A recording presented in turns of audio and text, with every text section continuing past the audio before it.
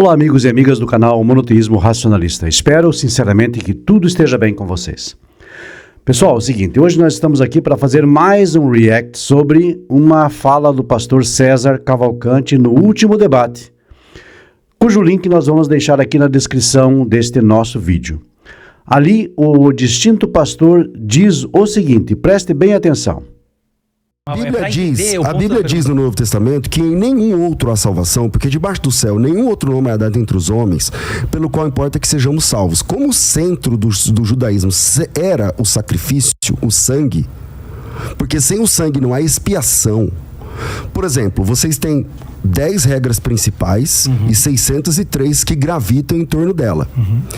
Vocês conseguem viver sem quebrar as 10 principais? Conseguimos. Então você nunca desejou outra mulher. Não, é que se você lê nos comentários... Não, entendi a sua pergunta. Então, eu vou ser direto na pergunta. Você consegue viver sem quebrar os 10 mandamentos? Obviamente, nenhum ser humano sai ileso dos 613 mitzvot. Isso, somos pecadores. Exatamente. Ninguém consegue ser salvo porque diz assim, eu sou bom, tá aí, ó, puxa minha ficha. Concordo. E eu nunca errei em nada. Não dá. Não dá. Logo, essa pessoa, ela precisa do sacrifício para estar diante de Deus. Pessoal, é o seguinte, como nós já pontuamos no nosso último vídeo, aqui também o pastor César incorre em diversos erros teológicos e interpretativos. Pensando em Jesus, ele diz que, segundo se lê na Bíblia, especificamente no Novo Testamento, em nenhum outro nome há salvação, porque debaixo do céu nenhum outro nome é dado entre os homens, pelo qual importa que sejamos salvos. Bom, primeiramente, minha gente, é o seguinte, isso é apenas uma mera afirmação. Segundo, que o conceito de salvação, como o cristianismo ensina, é alienígena à Torá.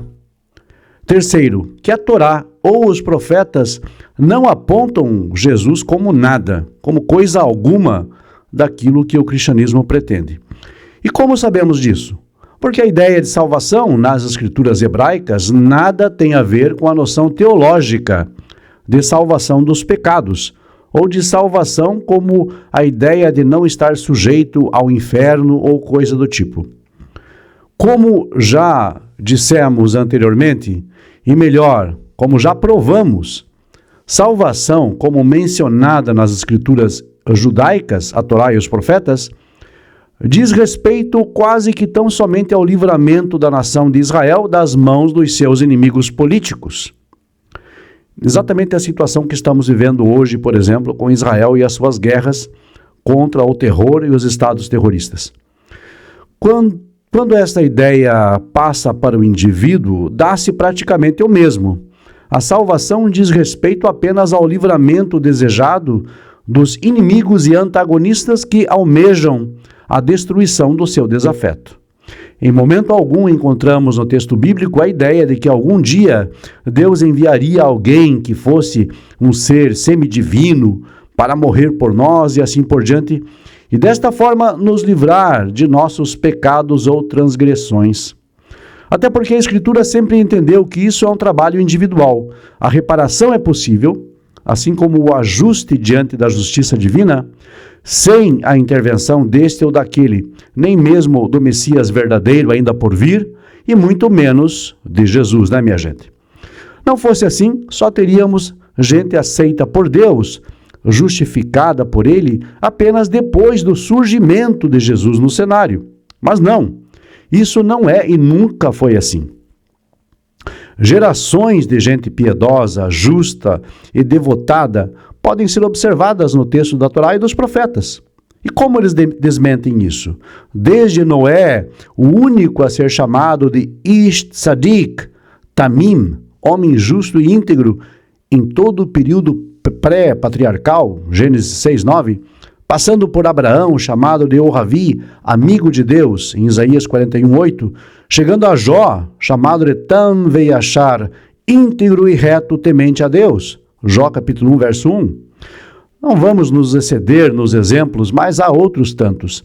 Esses homens sequer cogitaram a existência ou a suposta pré-existência de Jesus, nunca pediram nada a ele, jamais o mencionaram, nunca creram ou rezaram em seu nome. E para eles, qualquer menção ao mesmo seria simplesmente irrelevante, ou no mínimo, o encarariam como uma outra divindade das nações pagãs adjacentes.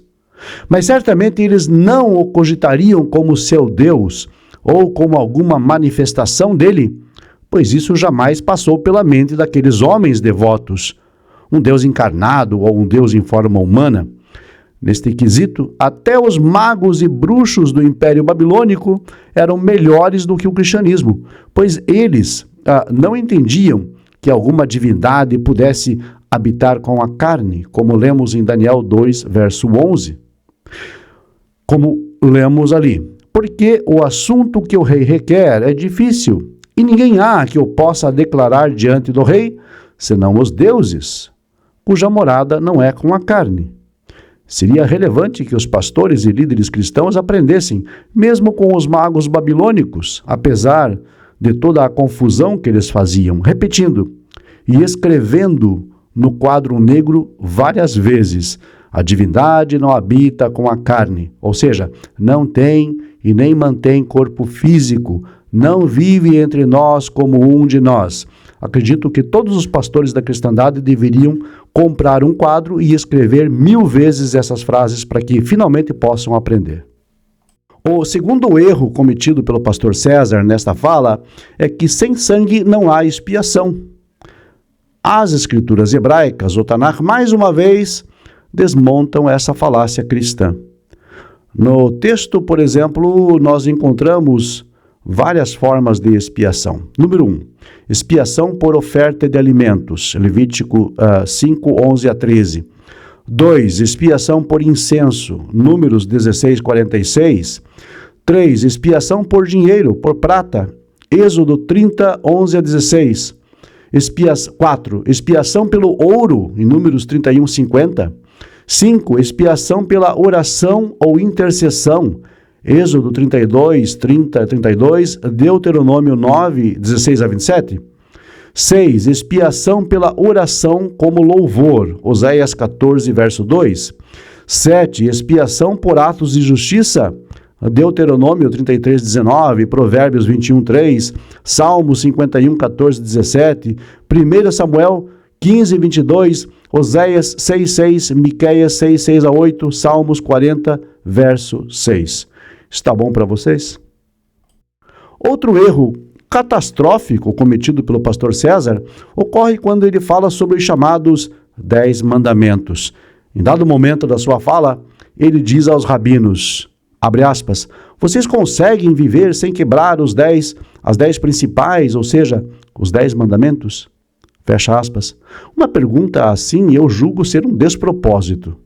Por qual motivo obscuro Deus daria uma lei impossível de ser cumprida pelo homem? Qual a razão de se dar leis para alguém que sobrepujem suas capacidades físicas, intelectuais e emocionais?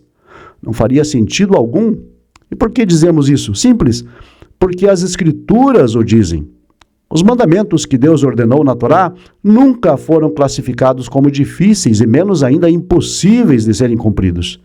Assim lemos em Deuteronômio 30, 11 a 14 o seguinte: porque este mandamento que hoje te ordeno não te é encoberto, e tampouco está longe de ti, não está nos céus, para dizeres, quem subirá por nós aos céus, que não o traga e não o faça ouvir, para que o cumpramos?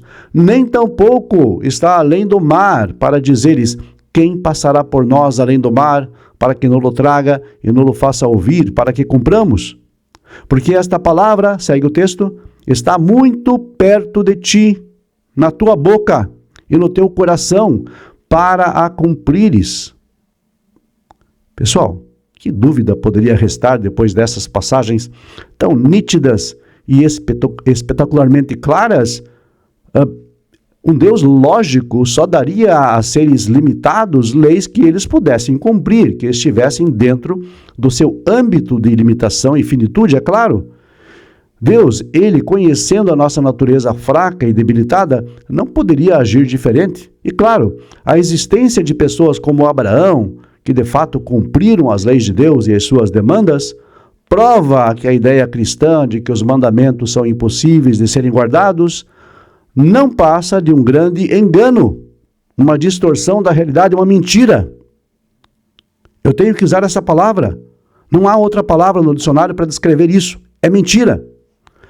Paulo, que foi um dos maiores expositores do cristianismo, precisou torcer o texto que citamos, de Deuteronômio 30, 11 a 14, a fim de fazer prevalecer a sua ideia. Comparando Deuteronômio 30, 11 a 14 com Romanos 10, 6 a 8, você vai entender o que eu estou dizendo.